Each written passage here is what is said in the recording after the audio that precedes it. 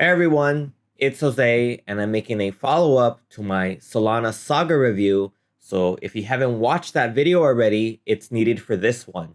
I still have a lot to talk about Solana Mobile and the Saga, which is why I'm here to do a multitude of things.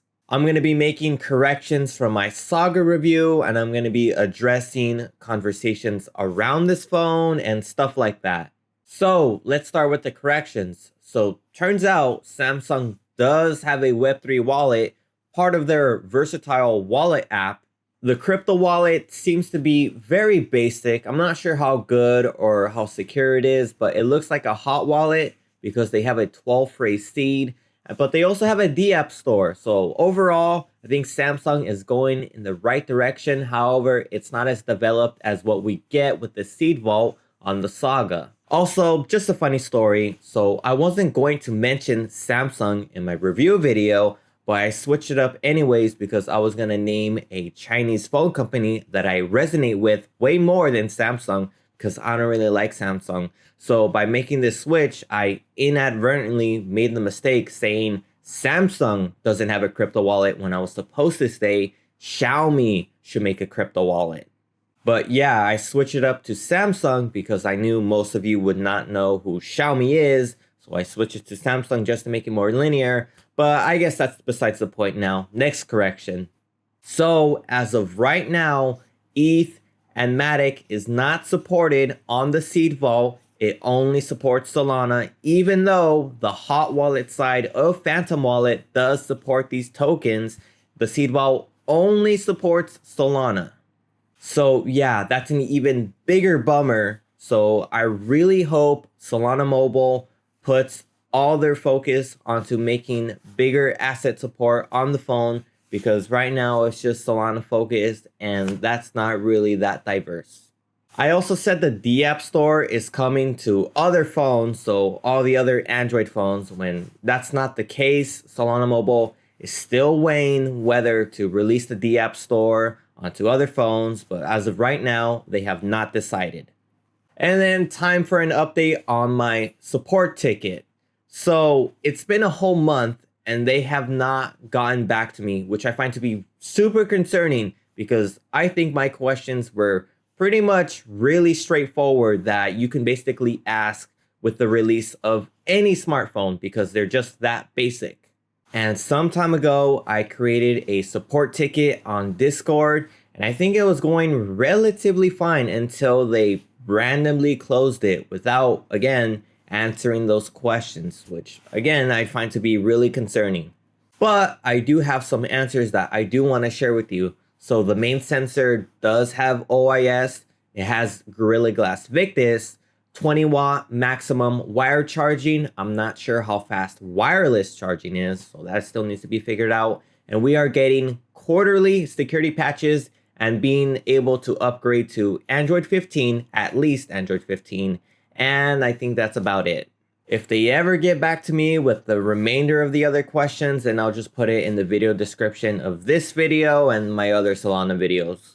Again, I find these questions to be super basic that they should be already listed on the product page because I make these considerations with the specs with the purchase of any smartphone. So by not having these specs already listed, I find to be inconvenient. And Solana Mobile, if you ever reply to any of my answers, just please also put them on the product page. I think that will be very helpful. Now let's talk about the Saga and how I'm not really satisfied with any part of it, especially as a Web3 phone. So the seed vault really is the only unique thing about the phone, which again only supports Solana right now, and hopefully they change that around really soon. But then after hearing some feedback from people interested in the phone and how they like the phone because it has a built-in cold storage wallet that makes them able to swap and trade while on the go and how it makes that process easy, I also just think about how this phone kind of made that entire process not really feasible. Because forget the Solana mobile stack, forget the dApp store. If all you wanted to do was carry around this phone so that you can trade and swap on the go instead of carrying a dedicated crypto wallet like a Ledger, then this could have done a way better job at that. Because if that's the case, then why does this need to be a phone at all? Let me explain. So this is a phone with top tier specs and an expensive price tag because it wants to replace your already existing phone so that you can just trade and swap on this phone on just one device. But if it were up to me, I would completely redesign this phone to not really be a phone at all and rather just be a juiced up Trezor wallet with the screen, kind of like this model. So just make this phone really, really small, like the iPhone 13 mini, which literally can fit entirely in the palm of your hand. Give it mid-range specs. Stock Android's pretty fine with the Saga, a built-in cold storage wallet, and no fancy specs like high refresh rate or anything like that. And just sell it for $500.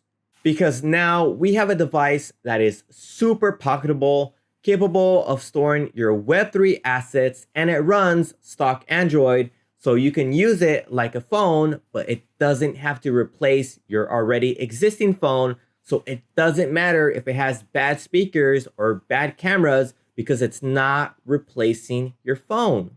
Of course, not everyone wants to carry around two phones, but with its slim form factor, it's a no-brainer to me that this is a way more safe approach to trading tokens while on the go because you don't need to worry about connecting your cold wallet to your phone because the phone is the cold wallet and is so mobile that it's just an easy process that you can do it all entirely on the device. So if there's like a Solana Mobile Saga S or whatever, and it turns out to be what I just described, then yeah, that's a way better idea than this in its entirety. And then we have the dApp store, which for the most part is not really that special because the apps it hosts are not really that exclusive to the dApp store. As of right now, in me making this video, there are 27 apps on the dApp store. I will be excluding wallet apps, DeFi apps, and NFT marketplaces and focus more on somewhat generalized Web3 apps, which makes 12 apps. So 7 of those apps can be downloaded on alternative platforms like stores. 2 apps have a waitlist to be published on those said stores. And 3 apps are unknown whether they're going to be published outside of the Solana dApp store. So that means, yes, you don't need the Saga to interact with Web3 apps because some of those apps are already available on like the Apple App Store and the Google Play Store. And even so, some apps are pending to be published on those alternative platforms. So that means you don't really need the Saga to use those apps unless those apps themselves are exclusive to the dApp store, which right now I would only say Minty Fresh definitely fits that criteria as of right now. And if you are a developer using the Solana mobile stack and making apps for the Saga, then it's a no-brainer to me that you would also publish those apps outside of the dApp store because the Saga users themselves and the entire Saga community is a really niche fan base and a group of users. So it makes no sense to just have an app exclusive to about 2,000 or 3,000 or however many Saga users there are. And Solana Mobile themselves knows this because they have said that, yeah, the open source framework can be deployed to any other phone and not just exclusive to the Saga. So really, it's just a matter of time. And you might say that the Google Play Store collects fees and has strict rules, while the dApp Store doesn't have these sort of restrictions or fees. And technically, that is true, and that does make the dApp Store better in this regard. However, developers can still post their apps on something like F-Droid or a Git repository where strict rules and transaction fees never, ever apply. Or better yet, Solana Mobile just make the dApp Store available to everyone. That way, you made Web3 easy for everyone to access, and you get what every blockchain group wants to see: activity on the blockchain itself. Also, if you like this phone, I am not telling you to not like it. It's just that I'm just disappointed with the execution of this phone and how it could have been way, way better, and how its mission statement isn't even that solid with all the alternative methods I am just talking about. Also, Solana Mobile, if you're watching this, please take everything I said into consideration. I believe everything I said will only improve the phone and not harm it. So bring the dApp store to other phones. Reconsider ever making a flagship tier phone ever again. Instead, just make a really mid-range phone that is so affordable and so pocketable, like as small as the iPhone 13 mini, which is an extremely small phone. And just bring more asset support to the seed vault. And I have to make this very clear because a lot of people will get the wrong idea. I have nothing against the Saga. I have nothing against Solana Mobile or the people there. I just want to share my disappointment in this entire ordeal. I guess that's it for right now. Thank you for watching. Bye-bye.